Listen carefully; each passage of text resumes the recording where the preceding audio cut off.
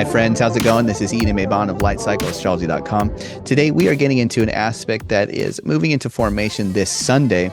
That is a Venus sextile to Uranus, Venus in the exalted position that she is in.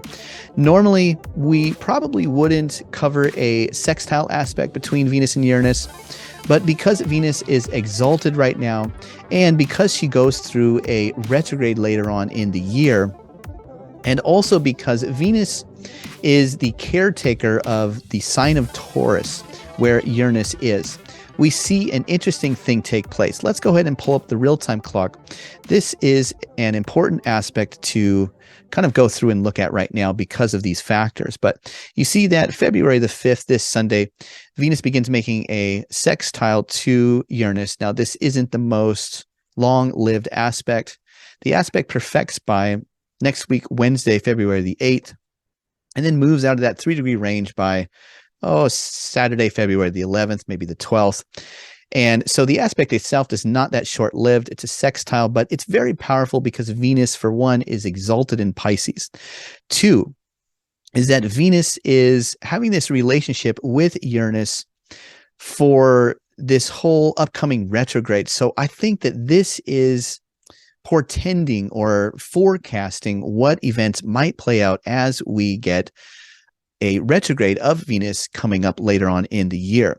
She begins by going through exaltation, becoming very important, making a sextile to Uranus. Now, during this moment, she is in the position to the right. If you move the if you stand from the center of the chart, you'll see that Venus is in that right-hand superior position and Uranus is in the left-hand recessive, or a position that is receptive, I guess you could say.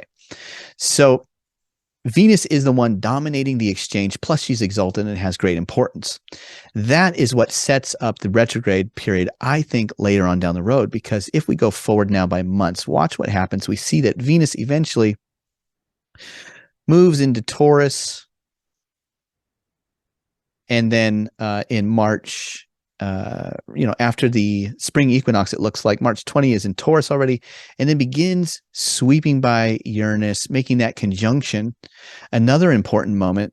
And then as we go forward by, let's just go forward by months now, we head towards the Venus retrograde.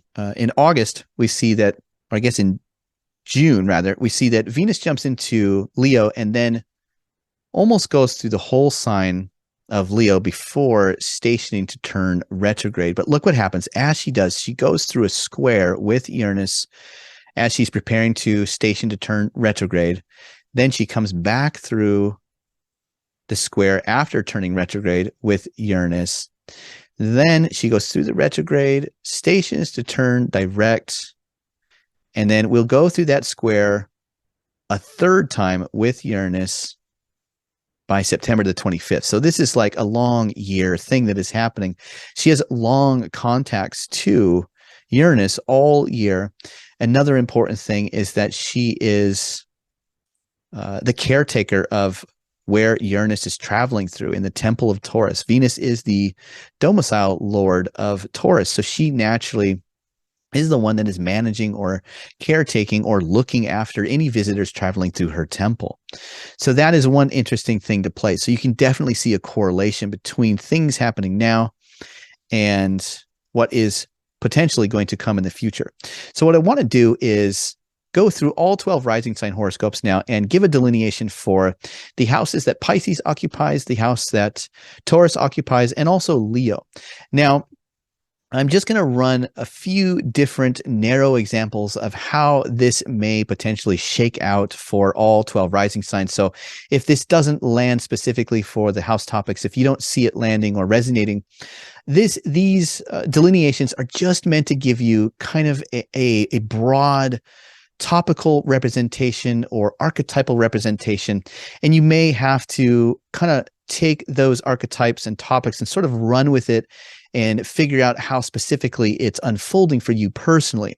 So as my teacher used to tell us, he would say, when you throw the dart towards the dartboard, don't try to hit the bullseye because that's way too hard. There are so many ways that interpretations can be met. The gods and goddesses have an infinite way in which they could be representing topics. They are not limited in terms of manifestation. So Venus could represent things like sisters, but it could also represent things like cosmetic surgery, parties, but it also could represent justice and law and order in a certain judicial kind of way. So Venus as an archetype has a broad perspective. So these delineations for the house topics are just kind of meant to get the dart on somewhere on the dartboard. And then we may have to personally hone in specifically how this is unfolding. So I just throwing that caveat out there because that's the way delineations can work if you're not specifically taking somebody's personal birth chart into effect and looking at everything in the birth chart and getting some kind of back and forth conversation about how things have been going, how they could potentially be represented as things go on forward. So that being said, let's put Aries on the ascendant, and we are going to be talking about the houses that are bringing in the 12th house of things that are maybe secretive. With Venus exalted in the 12th, you could have things relating to pleasure, secret pleasures, or pleasures that are somehow informed by maybe not so healthy of a way. When you look at the 12th house, it was thought of as a difficult house and a secretive house. So it always could go one of two ways, broadly speaking, for the 12th house things. When you have Venus going through something fortunate in the 12th, could this be some way in which you begin to heal yourself through some kind of self-love? Or could you be going too far into pleasure and indulgence with sex or anything that could be taken too far in terms of pleasurable things? So that's always the way it could go with 12th house things, especially with an exalted Venus.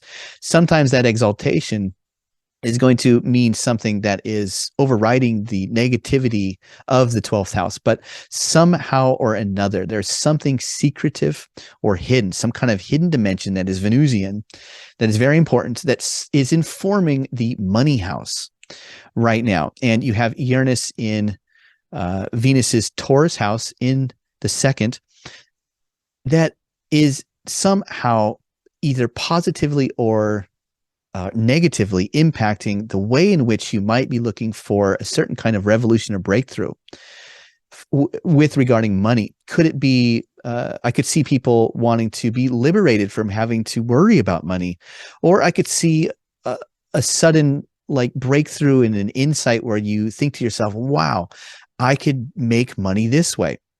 But somehow or another, there is kind of this hidden Venusian dimension that is influencing this. Now, we could even see this in terms of a person that is either good at healing us and bringing us back to ourselves, that may be a sister, or some have some beautiful Venusian quality to them, or it could be the bad habits of celebrating too much, and drinking too much champagne, that somehow get you off into some crazy drunken adventure where you think all of a sudden you should quit your job and I don't know, do something completely radical and out of the blue. That could be one way in which we could see this somehow or another as the retrograde happens later on in your house of creativity and children, enjoyment, recreation. As there is a reworking of those topics, it then becomes Uranus who is in that superior position and then informs the fifth house topics. So right now it is Venus in Pisces informing the money topics. Later on, it is going to be the money topics that inform the fifth house topics. An interesting change of dynamic or power. So later on, could what you do right now, decisions that you make financially, could that somehow have an impact on how you have fun, how you find personal joy, something creative that you do, something recreational or even sporty that you do? Anything like maybe you decide later on down the road that you need to take your children to and become like their coach for their hockey league or something like that, right? Something involving children, maybe something sporty or creative, maybe just the way you find pleasure or have recreation, something revolutionary in the money house now impacts that, where you have to rework those fifth house topics later on down the road. Okay, let's go ahead and move forward now and put Taurus on the ascendant here. This is going to put Venus exalted in your 11th house, making that sextile back to Uranus in your first. And later on, we are going to take a look at how that impacts the fourth house topics. So for Taurus rising friends out there, we have good fortune that may be occurring in the realm of friends or in your social networks, in your professional colleague networks. There could be professional opportunities or things that you're collecting that help you and advance your goals down the road. This could also be, Venus had a connection with children. It was said to have its joy in the fifth. And the 11th house has a connection with hopes and dreams. And sometimes people hope and dream for children.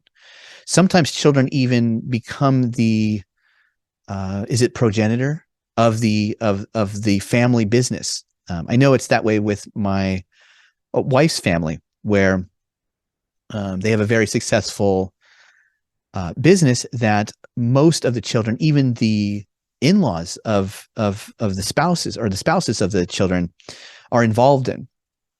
My wife included in certain ways. So the 11th house has a connection to children. So I'm wondering now, this could be a moment where you find out you're pregnant. We don't always get pregnancy with 11th house things, but this could sort of tie that in. It could also be a sister or just a benefactor that is Venusian, an important woman that comes through and says, I think you deserve a promotion, or I think you're better off doing this kind of work. Let's move you into the upstairs floor or whatever it is. It could also be a goal or aspiration that is something creative that you think you could do professionally now. Something right now is coming through the 11th house that represents that good, exalted fortune. Venus as a benefic planet bringing good things that has a direct impact on who you envision yourself to be, as represented by Uranus in the first house. Now, Uranus has been in the first house for quite a long time now. So there has been this long process of revolution around the self, psychology, personality, character, who you envision yourself to be, the character that you play on the stage of life. Who is that?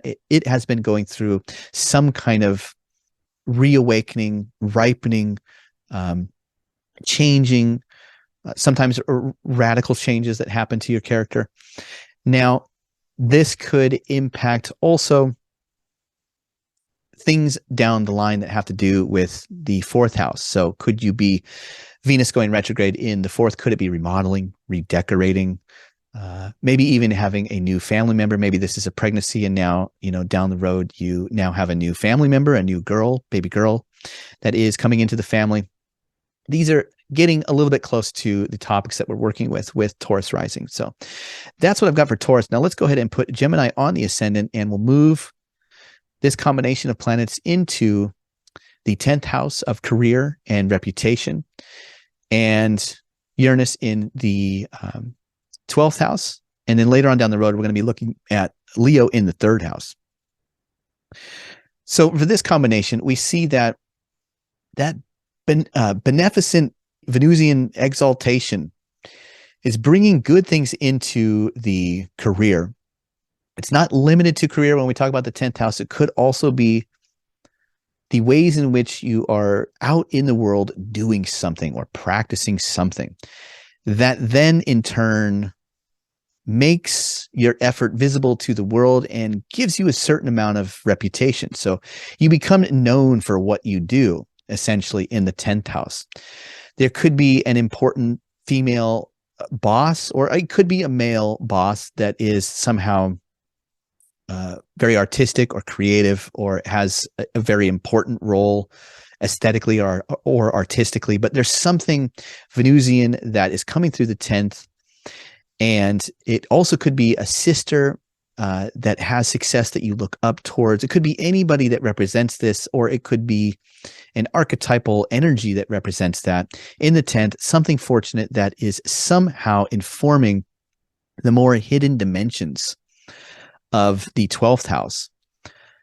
Could this be overindulgence, brought on by some kind of good fortune and success right now, you go too far celebrating or indulging, that later on down the road has you changing your routines or the ways in which you are habitually thinking about the everyday comings and goings of what you're doing.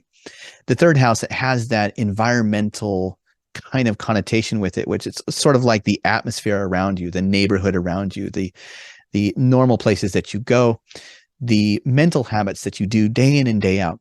Could something later on down the road, third housey, need to be reworked as something hidden is being activated now? Now, this could go positively or negatively. I'm not trying to say it could only go negatively when it comes to the 12th house, but it's likely that there's something potentially overindulgent that is not so great for you in a healthy way that later on down the road could force you to look at how you are thinking about your day-to-day habits. That's one way in which this could come through. Now, it could also be the other way around, where you gain a certain amount of freedom or revolution around getting away from things that have tripped you up in the past. And now this causes a confirmation or a very serious look at saying, we're going to rework the routines, the habits, the mental attitudes. We're really going to spend some time reworking those because I don't want to slip up the way I have before. I could see that being kind of a theme for this. So in general, are you practicing healthy or unhealthy habits right now? Because there is some modicum of success that seems to be coming through right now for Gemini Rising. Okay, let's go ahead and put Cancer on the ascendant now. And we're going to drop Venus into the 9th, making that sextile to Uranus in the 11th. And later on, we're going to pull in the Leo 2nd house here. All right, for Cancer Rising, the 9th house, we're having something fortunate come through there. So there's some kind of higher romantic meaning, some higher meaning that has this very Venusian romantic quality to it. So I'm wondering for Cancer Risings, are there opportunities to go on vacation to beautiful places or to become spiritual in beautiful ways? Or maybe there's something beautiful, reflective that is taking place that gives some kind of depth of meaning. I guess the biggest example for this would be what I see in Hawaii all the time, because I've lived in Hawaii for about 25 years now. And, basically this happened to me essentially. But when people come on vacation here, they get here and then a lot of people go through this epiphany moment where they're like, holy smokes, I could move here, couldn't I? And usually what happens is they talk to people around them. They talk to people that have done that. They run into people at the farmer's market. They run into people here and there, and they'll engage in conversation. They'll make friends on vacation here. And there's this revolution in their mind where they're like, oh, why couldn't I live here too? And then later on they move here. And then what happens is all of a sudden they realize, I'm on an island and you cannot get everything that you can normally get. Things are way, way expensive here. So there is an interesting correlation here between the 9th house of some higher, beautiful, romantic, potentially like vacation or destination or a spiritual moment that brings higher value, that connects to friends. It informs something in the friend or social network with Uranus there that brings something new out within those social dimensions that you've never had before. It's something unprecedented in the realm of friends or goals or aspirations or social networks, maybe goals or even towards like career. But that is the revolution taking place. That is where the revolution is taking place. But later on, that somehow causes a reformation through the houses or the house of money and finance. So you get a sense of like down the road, are you having to live without previous Venusian second house types of things, like you're used to a certain lifestyle, a certain amount of luxury or comfort financially or possessionally, and will you have to change those things or rework those things to meet this broader outlook that comes through now that has an impact on goals or aspirations or social dynamics, friends and groups, things like that. That is a little bit of the topics that we're dealing with here. That is kind of where we are trying to get the dart to land somewhere on the dartboard here for Cancer Risings. Okay, let's pull in now Leo. We'll put Leo on the ascendant and move this dynamic now between the 8th house, the 10th house, and later on the 1st house. So if you are a Leo rising, the topics could be something about good fortune coming through in the form of a shared resource, a new line of credit, maybe a spouse's money, getting a promotion or something like that. Maybe it's that you've been handed an account and there's a great esteem to it. There's a kind of esteem or money or good fortune coming through that may be providing a certain amount of opportunity financially or in terms of esteem. This is having a revolutionary effect on your reputation, maybe your career or your practice that you are out there in the world doing day to day. That is somehow turning things into a new way of doing things or a new direction that you take your career or your aspirations. Something is having a revolution. And it's all because there seems to be more opportunities that are connected with other people somehow or another. That's interesting. Now, what it does down the road, though, is the 10th house somehow informs the 1st house. So when you get Venus traveling through the 1st house, going through a retrograde, you're going to have something like, do I need to do something cosmetically to myself? It has that, the 1st house is the quintessential house of the self.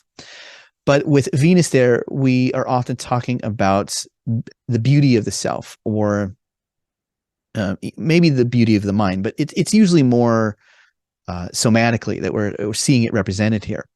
So could, for instance, the example I sort of came up with is, could somebody get married or could somebody's spouse come into some position that it brings in more money, or somebody marries a partner that is more advantageous and influential, that changes reputation for you personally? And then later on down the road, is there some kind of pressure that says you need to be beautiful or you need to do something cosmetically, change something in your appearance? I could definitely see something like that for Leo risings. Okay, now let's go ahead and put Virgo on the ascendant, and we are going to move this combination of planetary energy taking place between the 7th house of relationships and marriage and partnerships, competitors, that is informing something in the 9th with Uranus and Taurus there. That is also later on down the road informing something in the hidden realm of the 12th house. So if you are a Virgo rising, something very romantic is happening to you or your partner, something creatively, something sexually.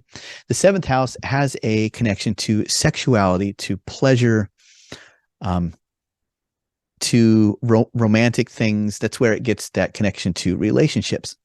So that's one of the things of the 7th house is definitely sexual.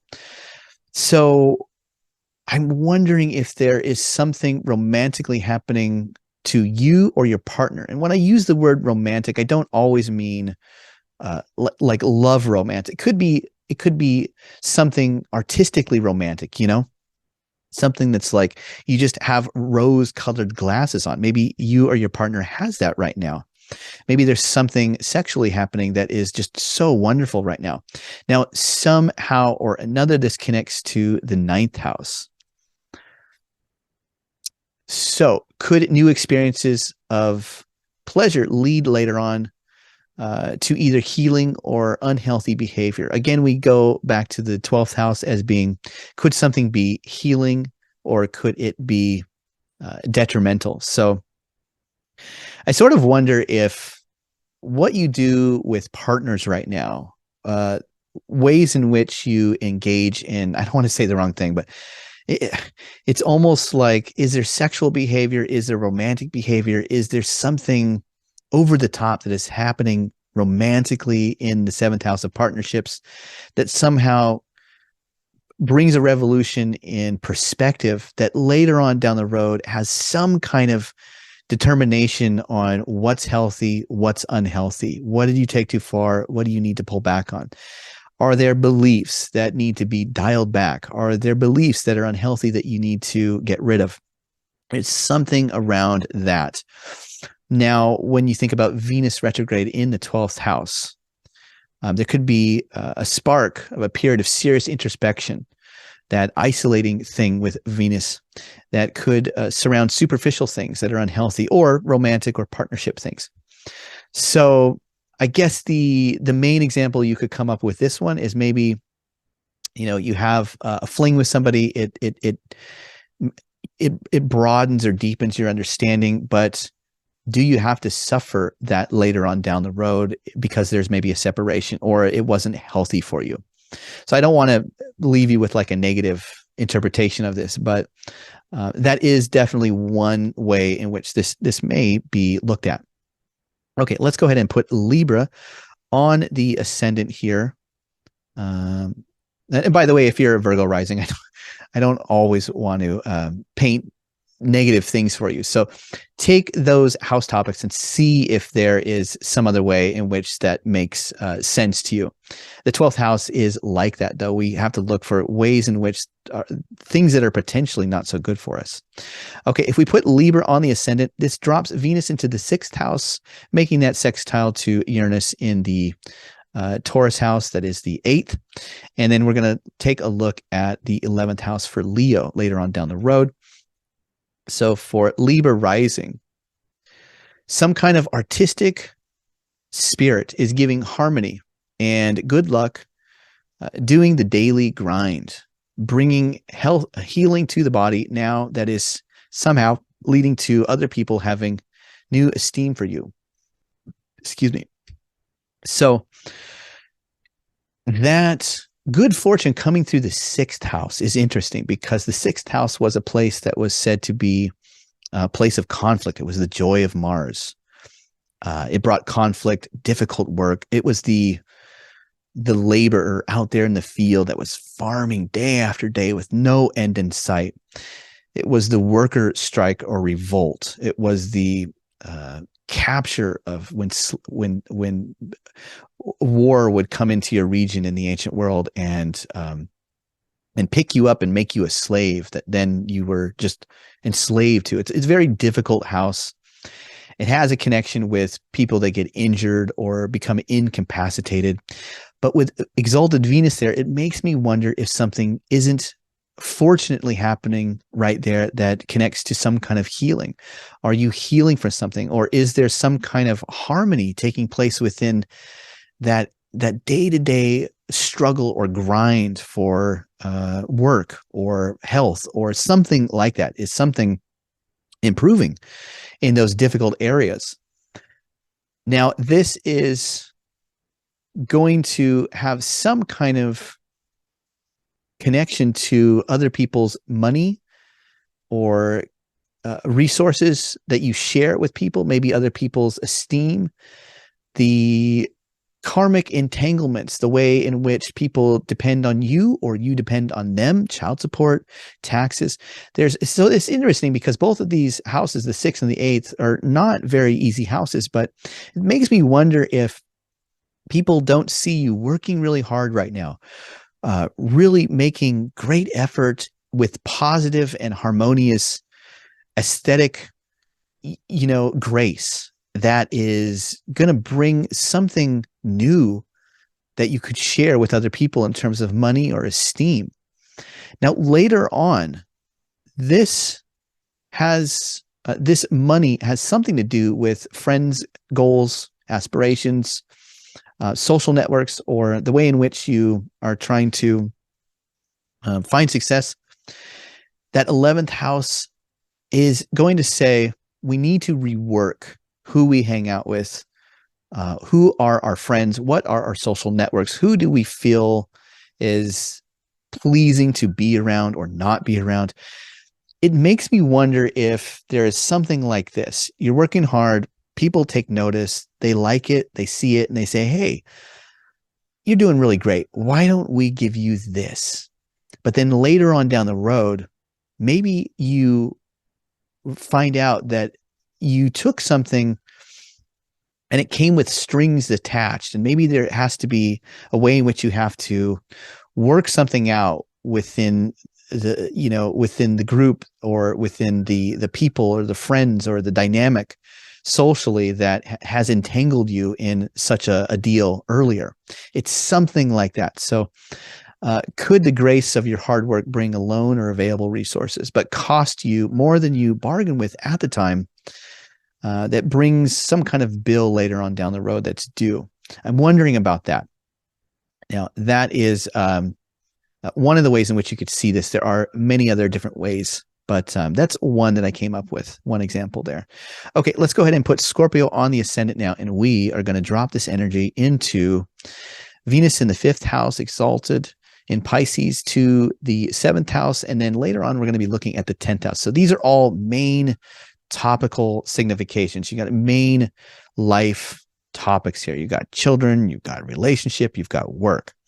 So this one is a little bit more straightforward.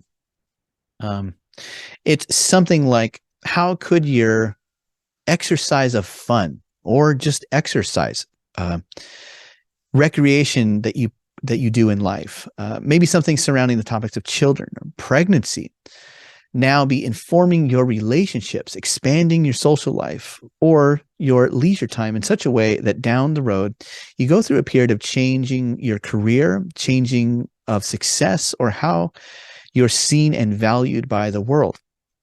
For instance, could pregnancy that brings change to the marriage, and those changes later on down the road influence disruption to the career or reputation, a new and exciting romantic partner that you need to move in order to keep the relationship going, that makes you have to change your job later on, something like that.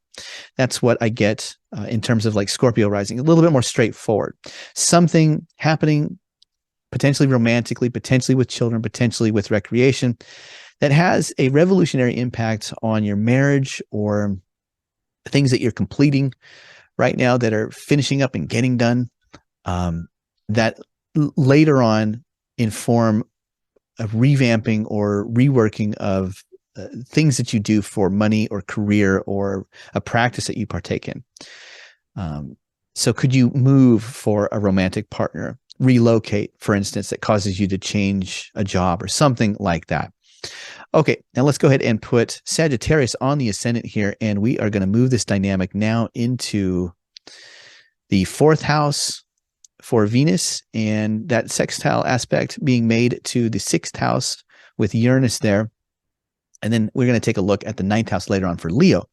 So this is going to be something positive, pleasurable, artistic, or fortunate that is happening right now in the home, that somehow is informing and harmonizing to the day-to-day grind of work, maybe the health, or the way in which you handle conflict. And maybe there is a certain breakthrough right now. Do you handle conflict now in a better way because you feel better at home, because things are pleasing, or there's just something very comfortable and happy right now in the home environment? And so you're able to handle conflict in a different way, or you're able to have a better attitude just going off to work and coming home and just doing that kind of day-to-day grind. Maybe there's something positive with the health, because your home is somehow having good things happen around it that is just leading to better health. But down the road, we're taking a look at the 9th house. Somehow all of these things for Sagittarius rising is having to do with a period of reworking higher meaning or spiritual harmony. Interesting because, in modern astrology, Sagittarius Rising is often associated with, or Sagittarius is often associated with the ninth house. In ancient astrology, they don't have that connection. That wasn't a thing that they looked at.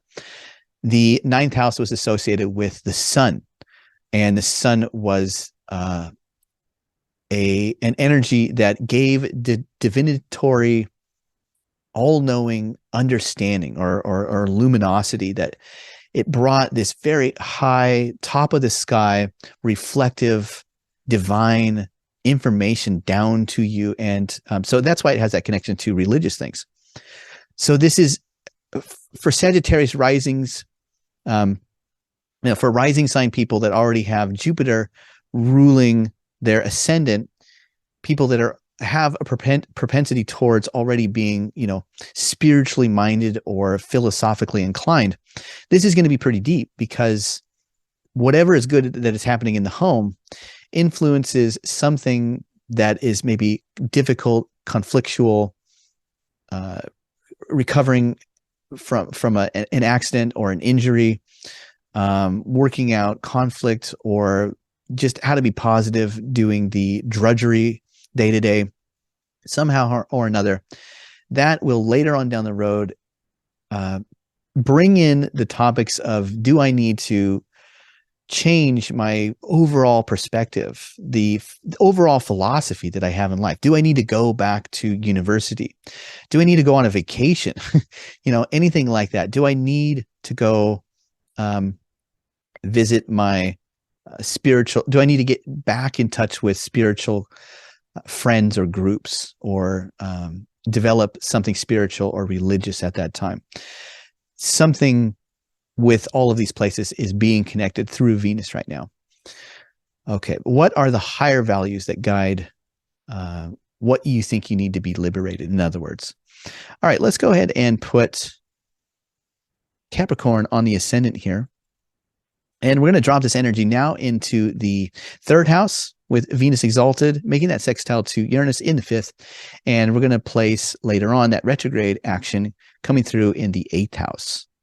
So if you are a Capricorn rising, I'm wondering if there is harmony forming between the enjoyment of children, the enjoyment of your surroundings, and how you have fun, learning to have fun in new ways around the home or family or in your community. And that there is some way coming in August that you refinance, cut off superficial debts or people as they connect to your sense of freedom or personal enjoyment, maybe recreation or children. Are there growing thoughts of love towards your children that down the road will lead to helping them out financially? Something like this, tying in all of these topics. Excuse me. My nose got itchy. Something good and fortunate happening around the everyday flow of the routine of the mental space. Something good coming in there, potentially hanging out with children, spending time with relatives. Is there like a sister that's coming to visit you or something like this that just feels good? It brings pleasure, brings fun and joy. And this is connecting to, it's almost like it's saying, hey, we need to find new ways or different ways or exciting new ways to do things with our children or have fun. It's almost like you get a taste of like, wow, it's been really fun hanging out, with my group of friends lately that I've known forever, or my sister that I've known forever. I need to have more fun. Later on down the road, this has some kind of impact with the shared resources or esteem of other people. I don't know, maybe there's a tie-in where you're helping somebody out financially, a child or a friend or somebody that you're close with, somebody that's like a family member. Or are they helping you out? And somehow you have to rework those dynamics later on down the road. There's something in there with these specific house topics for Capricorn risings.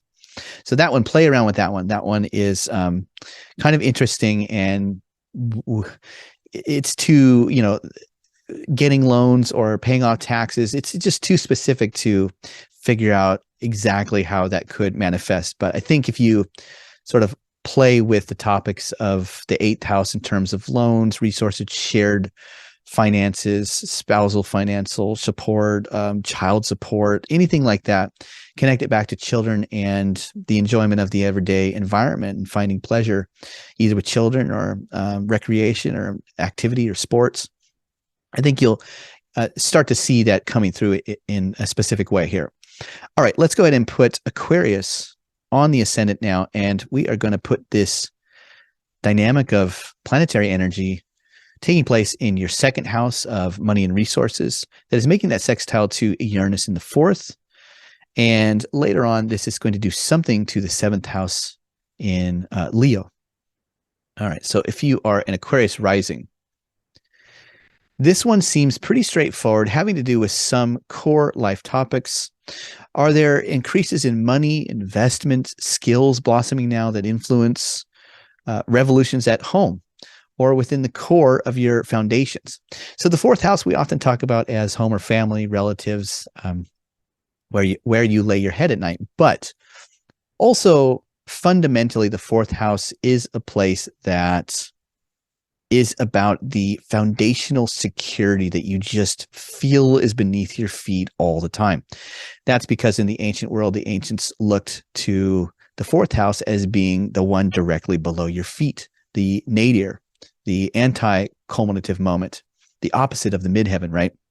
So we always stand on the earth. That seems to be always there. So that sense of what is always there, is somehow being informed by some good fortune coming through right now in the financial house. This could be comforts, luxury that you're enjoying with finances. You know, maybe you buy something new that you really like a car or something right now. Maybe there is some connection to, again, doing something at home, like redecorating or expanding the house, remodeling, something like that, because there is some more money to do that with. Something like that is informing 4th house topics, and it's giving you an overall sense of a revolution around the foundation, which has been happening for a couple of years, where there has been this Uranian energy that has slowly been kind of awakening a new vision, a new sense of how things could be done within that realm of feeling secure always, or within the house. The house is slowly changing. It's changing in such a way that may be surprising, unexpected, or sudden. But I think more, I think it could be described more so as like a discovery. Later on down the road, this is going to inform, this revolution in the home is somehow going to have an impact on your relationship. These changes at home, on the property you own potentially, or to the foundations of personal security you feel, may in time lead to a period of reinvigoration of your marriage, your partnerships, or ways that you face opponents. That's also interesting. The 7th house was connected to opponents, anybody that you were in competition with. If you sell a house right now and you get the money from that house, later on down the road, this could have an impact on how you handle adversaries or opponents, anybody that is standing directly across from you that you have to compete with. Do you have a better way in which to meet challenges from opponents? Or do you have a certain way in which you meet your relationship or partner? Is there a revamping with Venus going through a retrograde in the 7th house that you have to reinvigorate the marriage because you're focusing on the home too much in terms of financial connections? I could see something like that. Finances, the home, relationships. Pretty straightforward, but we have to see specifically how that works out. Okay, and last and certainly not least, let's go ahead and put Pisces on the ascendant now. And this energy is going to move Venus in your 1st house, making that sextile to Uranus in the 3rd, that later on is going to have some impact with house topics of the 6th house. And so we see that there's probably feelings, I imagine, with exalted Venus in the 1st, there's some sense of good feeling. You just feel good about yourself. You feel beautiful. You feel attractive. You feel like you have this aesthetic grace and harmony as you move around within your mind or within your body. The landscapes of the mind somehow are romantic and want beautiful things for yourself, which in turn is having a positive breakthrough on your environment, right? Well, that all makes sense. If you feel great, if you feel beautiful, you're going to reinvent the mental habits that you have day to day. Those things are going to be breaking up and forming into new patterns. And this could filter on down the road with how you are interacting with people that you see every day. People you talk to at the store or whatever it is. The everyday environment is somehow being positively impacted, I think, by you just having this sense that things are somehow wonderful within you right now. But now later on down the road, in August, when Venus is retrograde, the changes you are making to your environment or mental attitudes now may force change in order to heal your body, rework difficulties at work, or what you are cultivating, or how you handle conflict. That's interesting. It's something like, I think,